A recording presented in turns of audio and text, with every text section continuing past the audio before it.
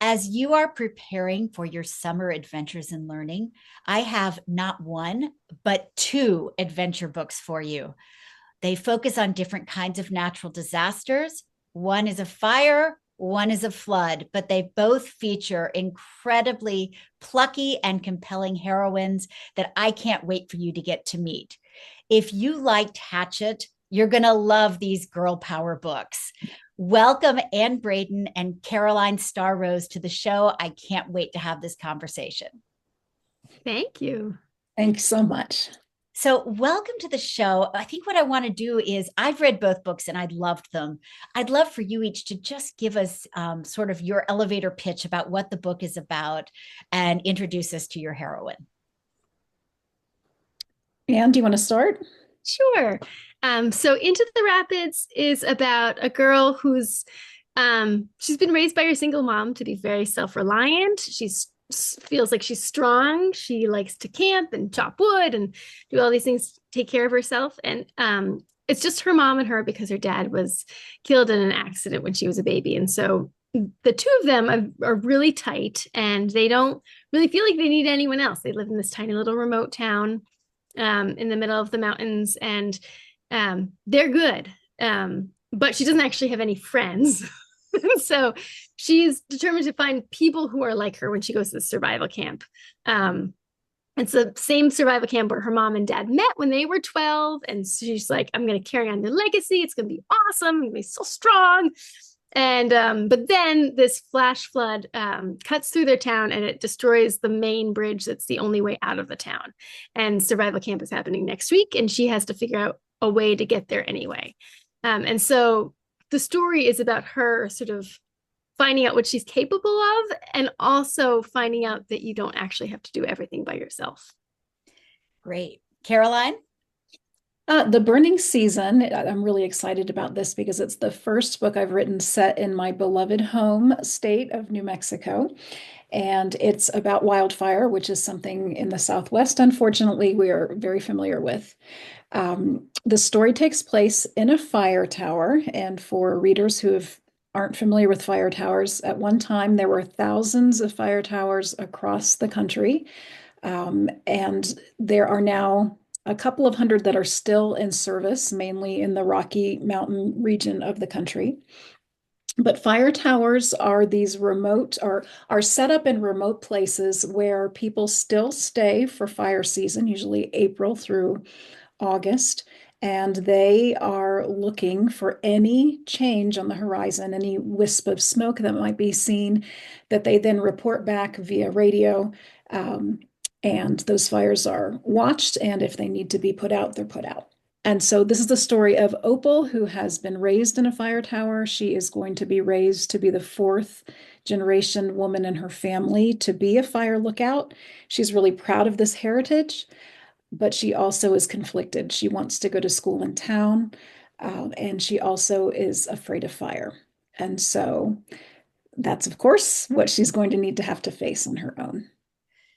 So I hope that our listeners are hearing exactly what I heard as you two are talking. This is such a gift to have not one, but two heroines who are going through sort of a self identity journey that's shaped by a natural disaster.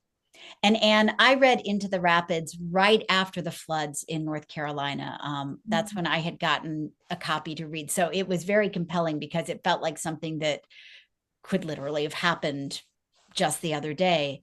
And Caroline, I know we've just had the LA fires and we've had just season upon season of fires. What inspired you to put sort of the elements of weather and of finding yourself together? Caroline, do you want to start? Sure.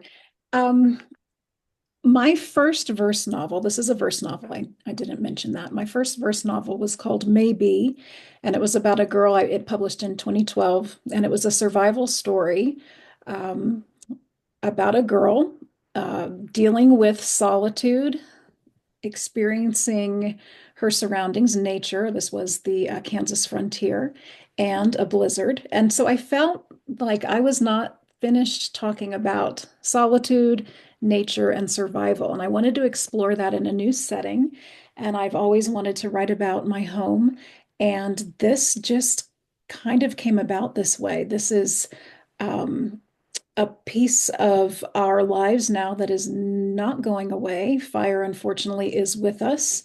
It's here to stay. We, as people, have really complicated relationships with fire because it is both, as Opal learns in the story, it is terrifying, and it also is something that brings healing. It regenerates the land, um, and it is a natural good thing that has unfortunately also threatens lives. And so it's a really complicated thing, and I wanted to explore that. I wanted to um, see that what that would be like for a young person who has only grown up knowing fire, who deeply loves the mountain where she lives, um, but also has a fear, because I think this is a really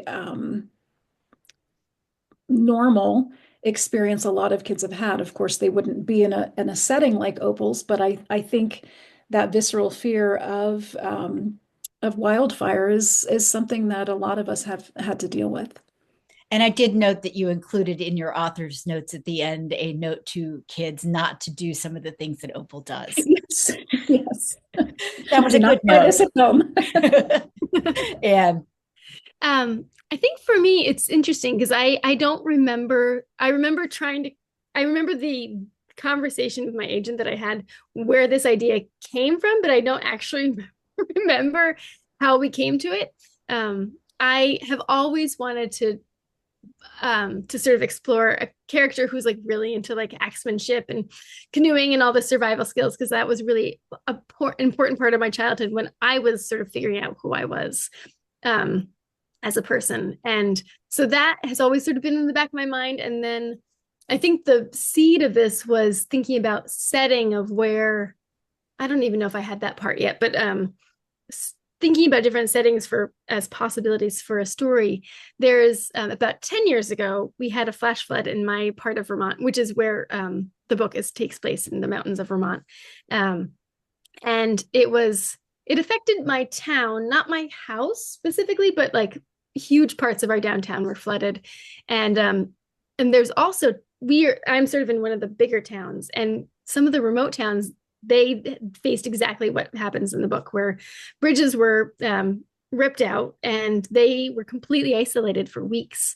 And so I was thinking about, I wanted to sort of set it in a tiny town. I was thinking, okay, I could like, and then I think the flooding came from the setting, just because that's something we've been dealing with. And so bridges are thankfully rebuilt in sort of bigger ways with more creation for water runoff, but it's still very much an ongoing threat for us. And other parts of Vermont have gotten hit more recently, like last summer, for example. So yeah, I think that it was sort of a variety of different pieces coming together in one.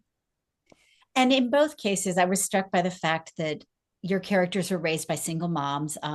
Something tragic has happened to both fathers, related in both cases to the task that the girls have to face. I'm loving the fact you two have never met. Like, this is blowing my mind. I didn't even know these two books were coming out the same day, or that they both existed. And we have the same editor, so she knew both of these very parallel worlds existed.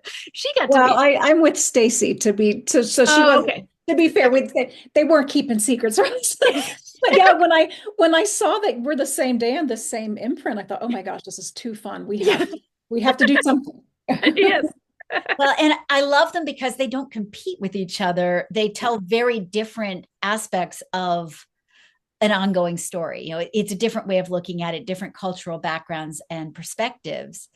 But I guess what I'm kind of wondering is, how did you come to decide that that was sort of the world to put her in, and how important was the family structure? And sort of in both cases, there are external layers of friends or people that become friends that you discover when you realize you can't do everything on your own. So how did you decide how to place your character in terms of their friends and family structures? This is actually the third manuscript I wrote since my previous book. And so the other two were nixed by my editor. And in a lot of ways, she's like, you're not getting into the character enough. Like for you, like it needs to be this deep character dive. And one of the things I was trying to do was to not write a single mom and a daughter, because that's how I grew up. And I've already written that a lot. And so I was trying to do something different. And I was like, well, is it okay if I like do a single mom and a daughter? And she's like, yes. And I was like, okay. So I grew up. So my dad died in a plane crash, not a flash flood accident when I was a baby. But I thought, I've always sort of shied away from using that in a story, not because it's so vulnerable, but just because it's such a trope in middle grade that the dad has died. It's that Disney trope of how do you get rid of the parents in the first 5 minutes? Exactly. So my husband and I always joke about like, how did the dad die in this book? Like, and so anyway, so I was trying actively to not write that book. But then, I tried other things that were not so personal. So I was like, well, it's my personal experience. Maybe I'll take one for the team. Another dead book. Dad book club. I like that. Yeah. I seem to have somebody who has died in almost every book too. And I always say like, this one is not going to be that book. And it keeps happening. Yeah. Sometimes you don't have that much control. Yeah. It's something I guess we're exploring again and again.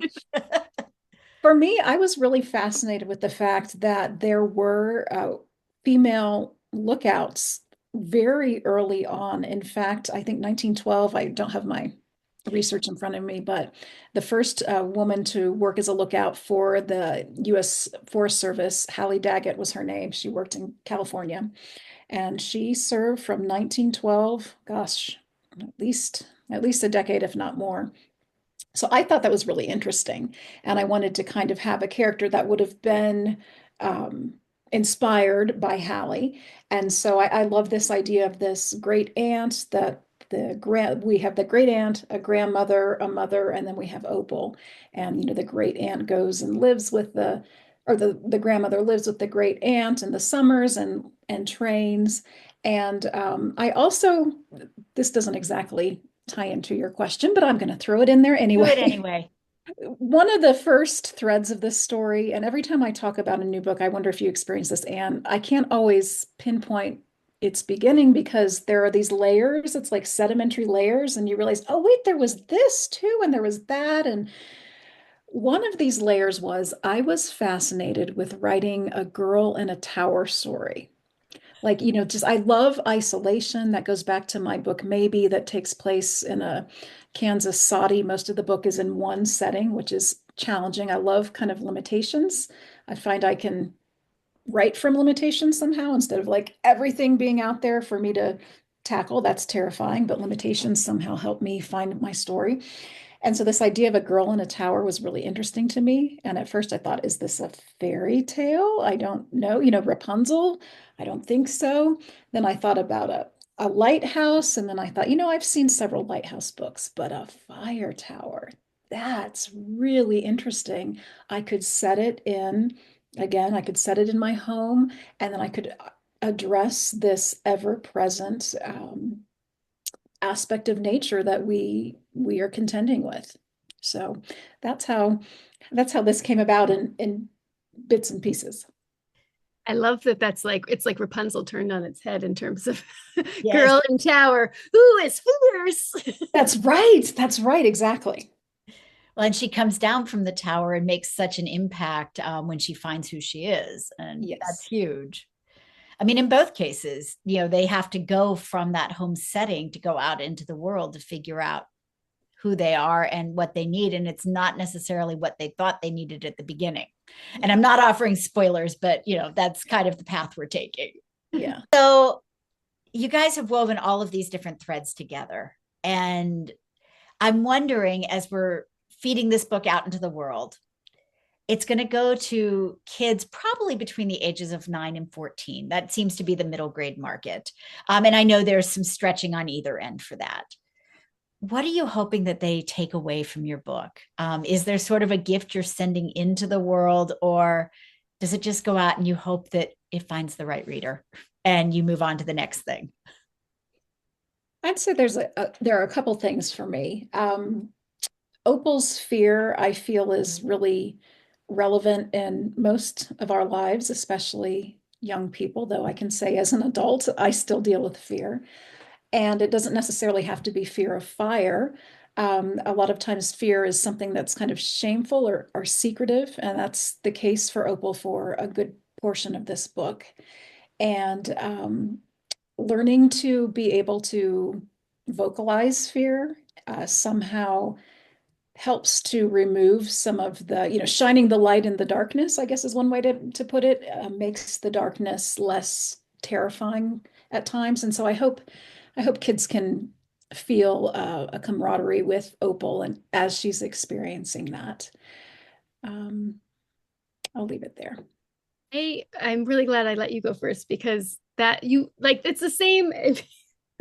It's one of my I feel like that's such a thing, the idea of shining the light into the dark, that so the boy that Addie, the main character, becomes friends with reluctantly at first, is he's starting to have panic attacks, and specifically around death, the fact that we all die, and the fact that life is going to end, and his life is going to end, and Addie feels like, of course we're going to die. Like that's always been clear, but each of them needs each other to help them figure out like, but how do you fully live? If like you have to sort of have that balance of recognizing like life is not forever, and it means that like this is our chance to like live it up while we can. And so that's a hard thing to do when you're the only one. It's really much easier to do if you like find at least one other person or the nature or whatever it is where you feel like you have this bond with something else. And so I feel like I know so many kids have that fear, but it's not spoken about that much. It's especially in our culture. It's not part of, it's like you go to a funeral and then it's over. Like it's not part of daily life in the same way. And so I sort of wanted to give them a place to see two kids who are coming from different places, sort of exploring that topic together and finding a way through. I'm so glad you brought him up because I thought he was one of the most charming characters I've read in forever. I loved his phobias, and at the same time he was kind of the mayor of the town. He knew everybody. Like his fear of death took him to new heights in knowing everybody's business. Yes. Yeah, mayor of the town, exactly. So I think he's charming, and he gave, and that adds sort of another layer of character that if you can't connect to Addie because your experiences are different, you might find your way in a different way and then be compelled by her story. And I thought that was really cool. Yeah, I do love him as a character. He may or may not be based on someone I love in real life. We won't ask you to name names. I know how dangerous that can be. So I'm going to switch gears now, and I want to ask, are you going to be going out on the road to promote your books? Can people expect to see you on a book tour? And then second part is, what are you working on now? Sort of what's the next thing you're in process on? I have a very short book tour that is, I'm going to be at Anderson's bookstore in Illinois in Downers Grove branch on Wednesday, the 14th of May. And I'll be in conversation with Jasmine Warga, which that's exciting. Excited about. And then the next day I'll be at Schuyler Books in West Bloomfield. And then later on I'll be at Flying Pig in Vermont. I don't remember the date. Maybe it's a Friday. I will make sure I put that into the show notes. Don't worry. But yes, I am excited to have some time to see readers, and but it's hard to figure out how to, this is a tricky time in publishing. Yes. How about you, Caroline? I'm doing a book event in Albuquerque Bookworks on Saturday, May 24th. That's really the only thing I have planned, but I am also getting to teach a class this summer at Chautauqua in Chautauqua, New York, about middle grade, and that will be the end of July and beginning of August. So Oh, exciting. hoping, yeah, hoping to meet some new readers and writers there as well. Wonderful. And what are you all working on now? Because there's always something else we're working on. I have my next book is currently titled Hijacked by Goats. And We both love the title. yes. it's it's about a girl who is who has to it's she basically it starts with her being admitted to a psychiatric hospital, and she's dealing with a lot of stuff going on in her brain that are telling her that she needs to be punished, and if she's not perfect, and that she needs to be a better friend, or a perfect friend specifically, and that she doesn't deserve to get better, like all these things that are sort of piling in on her. And so she ends up getting diagnosed with OCD, and it's about her sort of story through getting discharged and still finding there's a lot of work after discharge. And so that's, I think, coming out in 2 years. I think it's 2027. So I'm waiting for edits from my editor for that one. I have a picture book next year called Books Up the Mountain, which is about the Packhorse Librarian Project in Eastern Kentucky. Awesome. The Great Depression. So I'm really excited about that. And then 2 years from now, also waiting on edits. So we seem to have a similar schedule. I have another verse novel called Song of the Raven. This is the first time I've ever written from an animal's perspective. And it's about a raven and her siblings as they leave the nest. It's a coming of age story as they visit different roosts and as they learn to be in the brutal and beautiful raven world. I just have to say, so one of those manuscripts that got nixed by my editor was from a bird's perspective. I did not do the deep character dive that I needed to. It was a crow, not a raven. That is wild. But maybe it was also like apocalyptic fiction where humans had gone extinct, and like there's not so much hope for middle grade, and that but I'm intrigued. I want to read that. I want to read that. It was also in verse. There was a lot of things that I was trying to I am truly feeling you all need to get together for coffee. Oh my gosh. That's wild. Wow. So you kind of alluded to darkness and lack of hope, and not beating around the bush. We're clearly living in times that feel dark and apocalyptic. How do you continue to write in ways that you do shine light in the darkness for kids? That's the heart of middle grade. That's the beating heart of middle grade. We show characters in hard situations. We don't make it easy for them, but we always end with hope, because that we have to hold to that as the adults in the world who are offering this world to our children. That's what we have to hold to, and that's what we have to look for in the midst of challenging times. It's there. There are beautiful things. It's a little bit like when I was talking about fire. It's complicated. It can be two things at once. The heartache and the beauty. Both of those things can be happening at once, and I love getting to explore that, but ending on a note of hope. Oh, that's so beautiful. Yeah, I think sometimes if we have the whole world in our lens, it does not feel hopeful, but like we just have to keep shrinking the lens until you're at the however small it needs to be like, okay, I find hope in this one person or in this one place, whatever it is. And so I think in some ways that's what stories allow us to do, is to sort of shrink our lens. That said, I have struggled to write recently, to be very honest.